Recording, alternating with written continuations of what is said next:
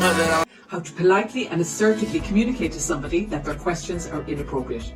First, politely acknowledge the question with, "I can understand you might have interest in my personal life." Next, state your boundary. Clearly and assertively communicate that the subject is not for discussion.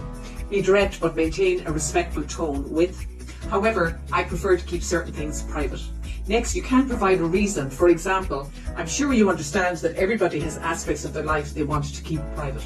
And this is what that sounds like when we put it all together. I can understand that you might have interest in my personal life. However, I prefer to keep certain things private. I'm sure you understand that everybody has aspects of their life that they prefer to keep to themselves." And if you found that helpful, remember to drop me a follow.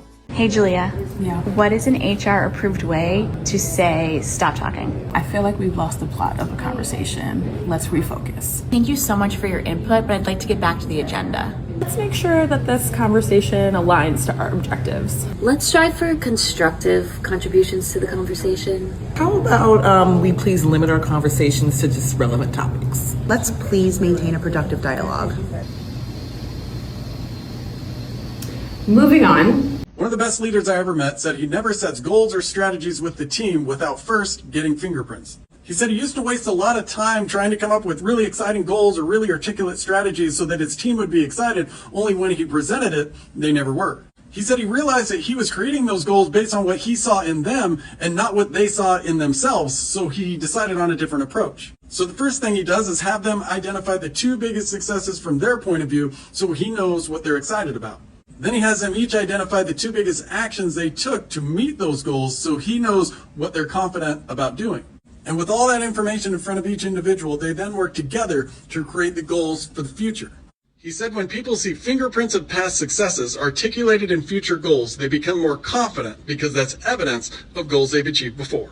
How to lead a meeting at work like the top 1%. Use signposting phrases throughout your presentation. In the beginning, in the middle, and at the end. Let's say you're leading a meeting with stakeholders and you want to give a status update on your project. First, introduce the topic and the goal of the meeting. Next, use signposting languages throughout your presentation to keep everyone on the same page.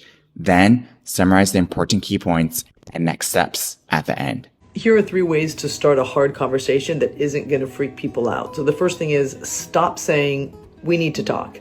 That causes anxiety. It already makes people defensive and worried about what's coming. So say this instead. "I'd like to share some thoughts I've been having and I'd like your perspective." Or "I've noticed something recently and I'd like to discuss it with you." Or "I need your help with something I'm struggling with. Can you tell me when you have some time?" What's great about this is it invites the person in. And so whether it's your direct report, your kid, your spouse, your friend, anybody, they're going to feel like this is a conversation that is connected and collaborative as opposed to something that is difficult and divisive. So give that a try. This question is asking how to effectively manage underperformers and not burden other team members. Well, I would say start by getting the facts.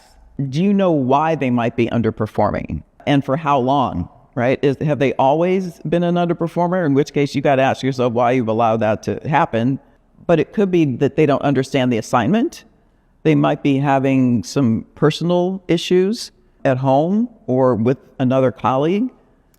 And they might even lack resources to get the job done in a way that's going to be to your satisfaction. Now, I would say that if this is chronic, you have to take some responsibility for having allowed it to go on for so long. Maybe you haven't been giving clear expectations and you need to start doing that for what an acceptable work product looks like and a reasonable timeline. You can't just say, "This is your job description, go do this," or "These are responsibilities."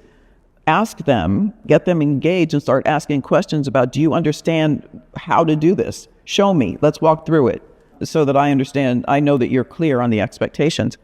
And then if all else fails, then you need to document the expectations in what's known as a PIP or performance improvement plan so they know that you're serious and that they're kind of, the clock starts ticking in terms of them getting better. What happens when there's too much work to do and no one in leadership steps in to take control of the situation? Your most good-natured employees will step in and they will take care of it. That's them absorbing systemic corporate problems that are not their fault or their responsibility. And this tends to happen to the same people over and over and over again. If you're a manager or an executive and you see an issue like this, it's your responsibility. Don't just let it lie. And don't let the people underneath you absorb all of that pressure. This has been happening in a big, overarching way for the last several years. And it's part of why people are so exhausted and burned out. 42 culture tips to go. When the most productive person in the company put in his resignation, no one knew why until someone asked him a question he should have been asked years before. See, week after week, Bob outperformed everyone else, and week after week, his managers celebrated him and gave him awards, not knowing that each time they did it, it was driving him further away. And when they would ask him why he was leaving, he would respond by saying, "You should already know," which led his boss to ask a question he should have asked long before. Because when his boss finally asked, "How did you outperform everybody week after week?" Bob's answer changed everything. He said he had been working 90 hours a week, believing they were understaffed and under-resourced, hoping that there would be a light at the end of the tunnel. And when he said that, his boss realized that he hadn't given the resources and the staffing because he didn't think he needed it. Because when you celebrate outcomes without validating the actual effort that went into the outcome, you have no idea if your reinforcement is making people stay or helping them leave. Do you still want me to put time in to go through the stats, or has that been covered? No?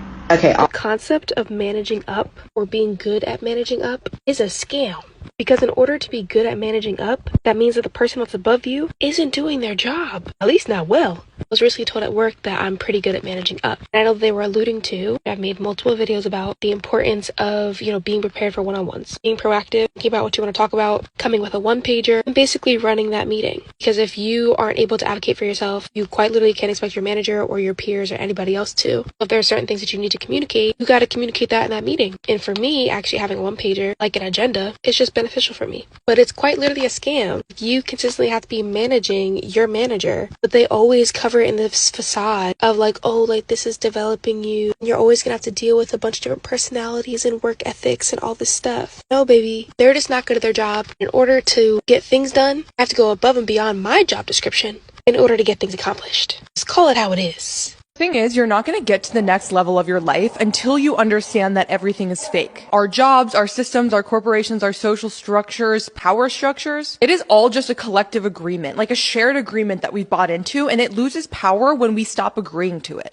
Even your career is fake. Even your career is just a performance that you're agreeing to. And the thing is, once you grasp this truth, everything becomes a lot less daunting. Once you realize that nothing is real and everything is a social construct, it stops having power over you and you have power over it. I used to see these facets of society as above me or better than me or more powerful than me until I realized we're all making it up. If you want to dive further into this topic, the 4 agreements is a really good place to start. Everything is fake. You